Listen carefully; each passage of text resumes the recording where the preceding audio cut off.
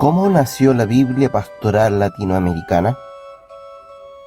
Extracto de una entrevista al padre Ramón Richard. Yo soy la luz del mundo, no hay tinieblas junto a mí. Tendrán la luz de la vida por la palabra que les di. Yo soy el camino firme, yo soy la vida y la verdad. Actualmente soy el padre fundador del Foyer de Charité de Chile, que se inauguró el 13 de octubre de 1972. Llegué a Chile en enero de 1967 para hacerme cargo de una pequeña parroquia en un pueblo de una gran empresa textil de 1.500 operarios. El obispo me designó a esta parroquia por mi experiencia de 15 años de trabajo antes de entrar al seminario. En ningún momento he tenido pretensión de escribir una Biblia. Para ello no tenía ni la competencia de la Sagrada Escritura ni el dominio del idioma castellano requerido. De todos modos, recuerdo que en mi adolescencia leía cada día algunas páginas de la Biblia todos los días en mi familia y empezaba con el Génesis siguiendo los relatos según el orden del libro. Otro recuerdo también que me marcó cuando estaba en el primer año del seminario mayor. Estando en la biblioteca tomé un libro para leerlo en la misma sala, ya que estaba prohibido sacar los libros de ahí. Había leído el libro de San Francisco de Sales titulado Introducción a la vida devota y tenía deseo de leer la continuación de este libro titulado Tratado del Amor de Dios, pensando que ahora en el seminario me correspondía pasar al piso superior del amor de Dios. Eran las 9 de la noche. Todos los seminaristas estaban en su pieza, salvo los que querían estudiar en la biblioteca. El silencio era total. Saqué este libro de gran tamaño y lo abrí en la primera página. Muy emocionado, esperaba descubrir más a fondo el amor de Dios, que debe ser el gran anhelo de todo cristiano. Heme aquí con el libro abierto, inclinado sobre él, para empezar la lectura, y en aquel momento sentí que alguien se acercaba a mí por detrás. Me ponía amistosamente la mano sobre el hombro, y antes que hablara había comprendido que se trataba de Francisco de Sales, que me decía con voz suavecita: ¿Sabes, Ramón? El verdadero tratado del amor de Dios es la Biblia. Estas palabras se grabaron tan profundamente en mí que seguí leyendo y meditando más que nunca la Santa Biblia, valiéndome también de la enseñanza catedrática que se recibía en el seminario. Recuerdo también que estando en el seminario escribí sobre un tema de la vida cristiana. El profesor de dogma había escrito debajo de mi texto: se ve que usted conoce bien la Biblia. ¿Cómo empezó la Biblia pastoral? Llegué como cura en un pueblo donde la mayoría de los hombres eran adictos al alcohol. Fue ahí donde comencé mi apostolado con los obreros y me vi empujado a iniciar un club de abstemios, donde no me fue difícil juntar decenas de personas en cada reunión. Para entretenerlos y evangelizarlos, tomé la Biblia y empecé a leer cada día un texto para explicarlo y comentarlo en un diálogo. Trataba de darle vida a la lectura y me extrañaba ver que las palabras mismas de la Biblia no se comprendían. El texto era españolizado, diferente del lenguaje hablado en Chile, en especial los verbos. Aquí nosotros no decimos vosotros veréis, sino ustedes verán. O bien amaos unos a otros, sino ámense unos a otros, etc. Entonces, cada tarde, antes de empezar la reunión, preparaba el texto con uno de los integrantes del club, que eran muy cultos, y adaptábamos los textos para hacer más fácil la lectura. Y así, sin darnos cuenta, dábamos los primeros pasos para la Biblia latinoamericana. Hasta ahí no había ninguna intención de escribir una Biblia, pero pienso que el Señor, que todo lo sabe, sabía dónde conduciría este trabajo. Yo había llegado a Chile junto con el padre Bernardo Urault, trabajando en la misma parroquia. Una noche llegó el padre Bernardo cuando estaba en plena reunión y asistió a esta clase de formación bíblica. Al final me dijo: pero Ramón, en realidad la Biblia no nos ayuda para nada para evangelizar a la gente. Hay que previamente revisarla por entera para que esté al alcance de nuestra gente. Entonces nos pusimos en campaña para buscar biblistas que realizarían este trabajo tan necesario para la evangelización. Hablamos con varios y todos nos decían que este trabajo era de chinos, para varios años. ¿Y quién lo puede hacer?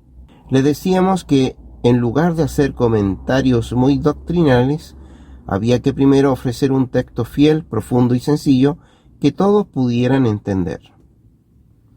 Tomamos pues una determinación.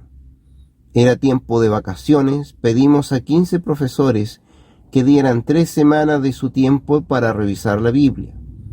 Yo fui a hablar con el arzobispo para explicarle esta iniciativa que entusiasmaba a los profesores, pero faltaba el dinero para pagar la estadía en la casa de retiros de Chillán. El arzobispo fue muy generoso porque nosotros no teníamos ni un peso, éramos curas pobres. Se discutió quién de nosotros dos acompañaríamos a los profesores. Yo dije que tenía que ser él, porque yo era el responsable de la parroquia. Y es así que Bernardo se embarcó con los 15 profesores para ir a la casa de retiros de Chillán por 3 semanas. Los evangélicos habían editado un Nuevo Testamento, Dios habla a los hombres, dirigido a la gente de poca cultura y que había tenido mucho éxito. Para el texto habían utilizado palabras muy sencillas y hasta tenía enumeración de las que podía ocupar y que nos ayudó a imitarlos. Al llegar a Chillán, Bernardo tenía una sola Biblia y sin vacilar la dividió en 15 partes, que dio a cada uno diciéndoles: aquí está su trabajo, cambiar las palabras cultas y españolas por palabras sencillas de Chile. Este episodio provocó mucho comentario. Nunca se había visto que se rompiera una Biblia para trabajar. Conclusión: al finalizar las 3 semanas leímos el resultado y comprobamos que no era satisfactorio por la falta de comprensión y adaptación de los profesores a los textos bíblicos. Volvimos al punto cero, pero Dios mantenía nuestro deseo de presentar una nueva Biblia más adaptada en cuanto a la redacción. Es así que encontramos a un ex sacerdote, Jorge Valenzuela, muy preparado, de muy buena voluntad, que aceptó cooperar en esta obra para reparar su abandono del ministerio.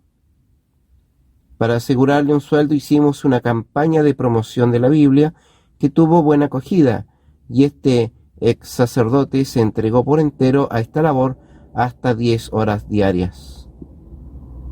Por otro lado, el padre Bernardo, hombre de oración, de gran cultura y muy empeñoso, preparaba los comentarios de los textos bíblicos, y yo con mi sencilla preparación revisaba los textos del ex sacerdote y también los del padre Bernardo, porque yo era de cultura muy inferior y eso me ayudaba a corregir.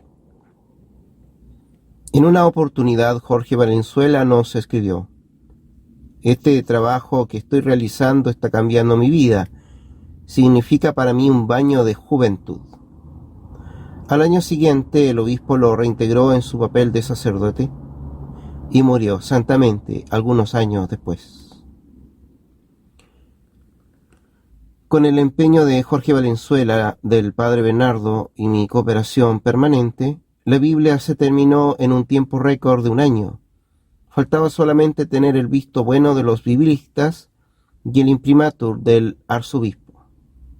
El arzobispo presentó los textos a un grupo de biblistas que al poco tiempo los devolvieron sistemáticamente rechazados, e incluso uno llegó a decir: eso a lo más se puede sacar a mimeógrafo y nada más. Además, marcaron con tinta roja varias debilidades o errores en los textos. Cuando recibimos las revisiones con el rechazo de los biblistas, quedamos helados.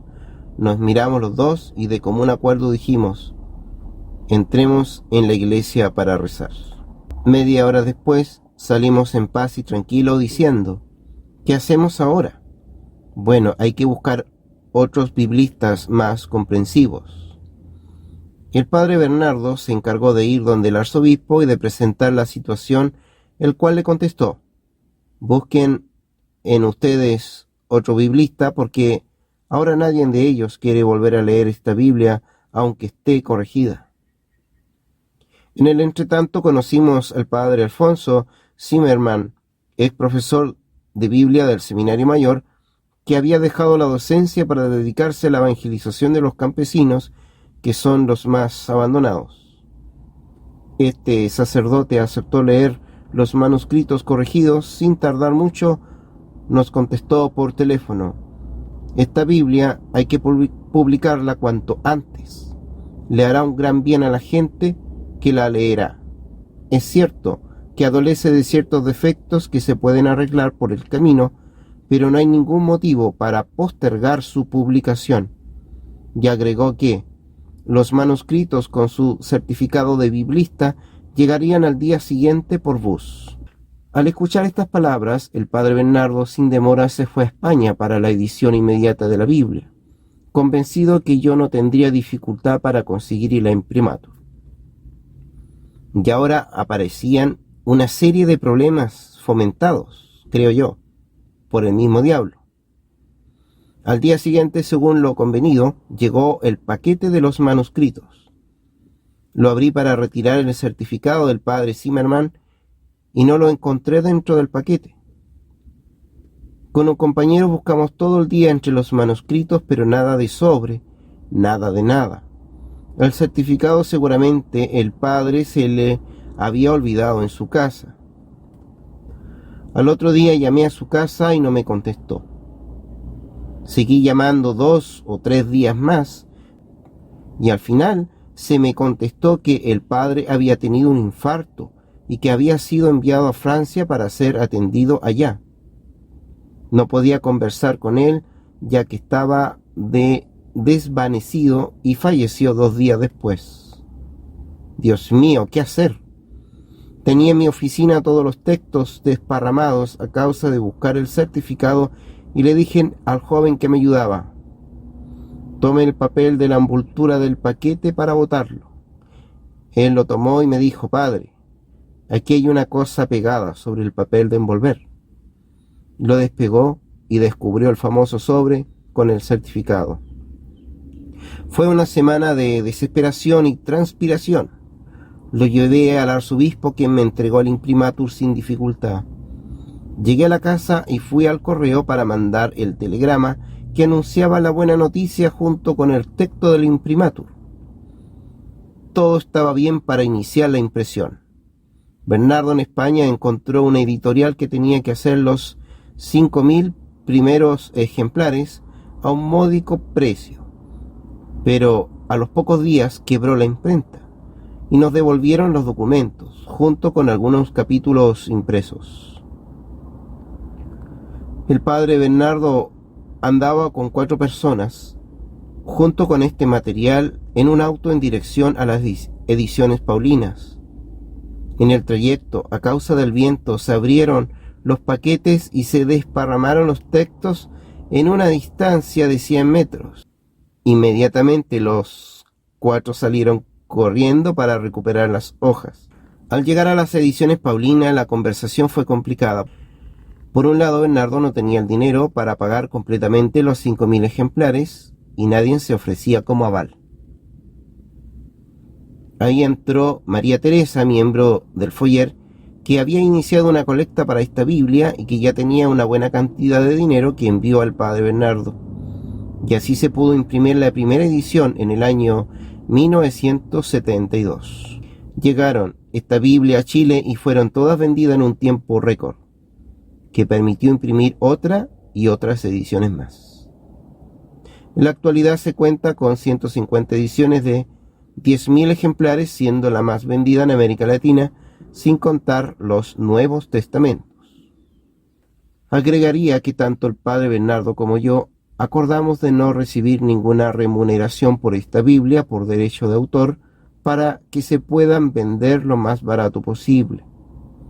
El padre Bernardo siguió trabajando en la Biblia en otros idiomas, en especial la Biblia en China, muy vendida con varios comentarios. El padre Bernardo volvía a Chile cada 2 años para descansar un poco y siguió trabajando hasta el descanso eterno que ocurrió en el Carmelo de Concepción en diciembre del 2004. Termino diciendo que mi deseo es que la Biblia Pastoral Latinoamericana ayude a amar y a servir a nuestra iglesia, a la cual pertenecemos desde el bautismo que nos hizo hijos de Dios. Padre Ramón Priciart. Yo soy el camino firme, yo soy la vida y la verdad. Por mí llegarán al Padre y el Santo Espíritu tendrán. Biblia de edición revisada del año 1995 nos entrega una introducción a la lectura de la Biblia con 12 indicaciones. 1. Tienes en tus manos un libro santo. En sus páginas podrás reconocer la voz del Creador. Por eso lo recibimos y lo veneramos como la palabra de Dios.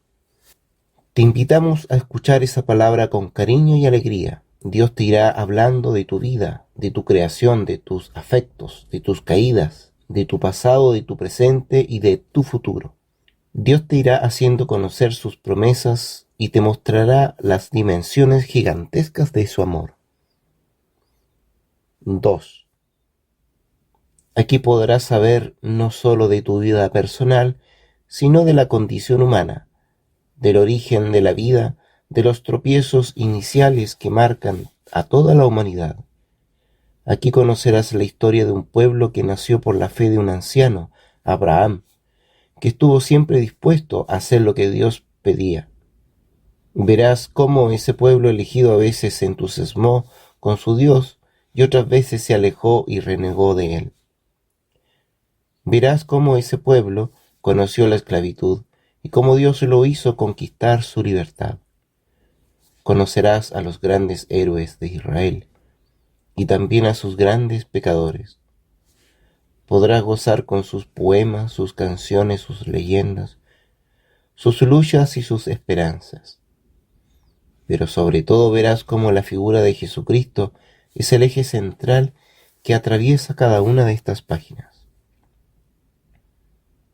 3. Si es la primera vez que te acercas a la palabra, te proponemos un itinerario de lectura. Empieza con el Evangelio de San Lucas. En él podrás conocer los rasgos más atrayentes de Jesús de Nazaret, nacido de María. Continúa con el libro de los Hechos de los Apóstoles. Allí podrás ver la hermosa actividad de la iglesia naciente. Luego te recomendamos seguir con el libro de los Salmos. Es una colección de cantos y poemas que resume muy bien la espiritualidad del pueblo de Israel y su oración en el templo. Estamos seguros que muchos de ellos te atraerán muchísimo. Después te recomendamos volver a los evangelios. Primero el de Marcos, luego el de Mateo y finalmente el de Juan. Puedes intercalarlos con las lecturas del Deuteronomio, algún profeta y algunas cartas de los apóstoles. Las cartas de los apóstoles fueron guardadas en la iglesia como un tesoro inapreciable. muestran las preocupaciones, avances y caídas de las diferentes comunidades cristianas. Al leerlas verás que muchos problemas antiguos son impresionantemente nuevos. Empieza con las cartas a los tesalonicenses y corintios, por ser los escritos más antiguos del Nuevo Testamento. 4. Al leer la palabra ten presente que las más hermosas palabras que Dios ha dicho y continúa diciendo a los hombres es Jesucristo. Abro comillas.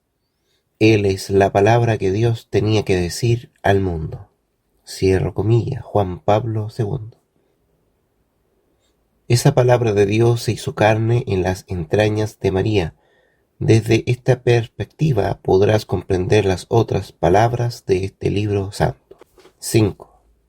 No te apresures en leer todo de una vez. Antes de leer te recomendamos que busques un lugar tranquilo y te dispongas a encontrar a Dios.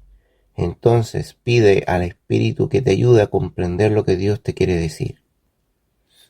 Lee con atención y respeto abriendo tu corazón a lo que Dios desea expresarte. Deja que las palabras te hablen por sí mismas sin sacar conclusiones apresuradas. Te sorprenderá comprobar que, aunque leas un texto muchas veces y en diferentes ocasiones, siempre tendrá algo nuevo para ti. Lo que pasa es que la palabra de Dios es viva, actual, directa, única. Después de escuchar a Dios, guarda silencio y deja que fluyan en ti las palabras de respuesta a Dios en tu oración. Te vas a emocionar cuando experimentes que Dios te ha hablado a los oídos o simplemente ha querido mirarte con ternura. 6. Otro descubrimiento tendrás la oportunidad de experimentar. La Biblia no es un manual ordenado y sistemático sobre nuestros deberes o sobre el sentido de la vida humana. Te encontrarás especialmente con historia, con la vida de hombres santos y con hombres débiles, hombres audaces y hombres temerosos. Esa historia es como tu propia historia. Mírala y verás como en un espejo reflejada tu propia vida, tus sueños, tus fracasos, tus anhelos, tus amores. En esa historia es donde Dios se va manifestando y apareciendo. Allí Él actúa, allí Él salva a los humildes, allí derriba del trono a los poderosos. Allí nos va mostrando su amor y revelándonos su condición de Padre. De esta manera te darás cuenta que tendrás una nueva mirada para contemplar la historia de otras personas o la historia de tu familia e incluso la historia de tu ciudad, del país y del mundo. 7. Los católicos tenemos un gran desafío al acercarnos a la Biblia. Por mucho tiempo no hubo familiaridad con la palabra de Dios. Ahora, por el contrario, somos invitados a leerla frecuentemente y a encontrar en ella una fuente de renovación y de paz interior. El católico deberá cambiar su estilo de creyente y de practicante. Somos discípulos de Jesús y necesitamos conocer mejor su vida y su enseñanza. 8. Los católicos afirmamos que en la Biblia no hay error en la verdad religiosa que Dios nos quiere transmitir. Dios no se equivoca ni puede engañar. Sin embargo, es necesario comprender muy bien lo que decimos. 9. Es un error pensar que la Biblia es un libro histórico semejante a las crónicas de un periodista. En la Biblia hay distintas maneras de expresarse, distintos modos, distintos sentidos. Lo entenderás al leer a un profeta, por ejemplo, y compararlo con un salmo, o al leer las primeras páginas del Génesis y compararlas con el Apocalipsis. Hay diferentes expresiones y maneras de narrar, tal como en la actualidad existe y la historia, la novela, la leyenda, el cuento, el tratado o un escrito de espiritualidad.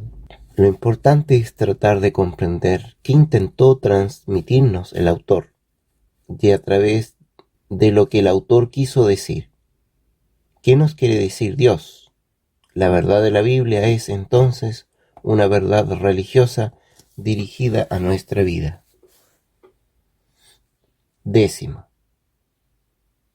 Muchas veces nos encontramos en diálogo con personas de otros grupos que también leen la Biblia y a veces la interpretan en forma parcial o sectaria. Es necesario estar preparados para esas conversaciones. La mejor manera de leer y estudiar la palabra de Dios, como criterio general, sugerimos no aceptar ningún argumento a partir de una frase o de un pasaje aislado. Los textos hay que leerlos en un contexto más amplio y situar una enseñanza en el tiempo y las circunstancias en que se escribieron los libros.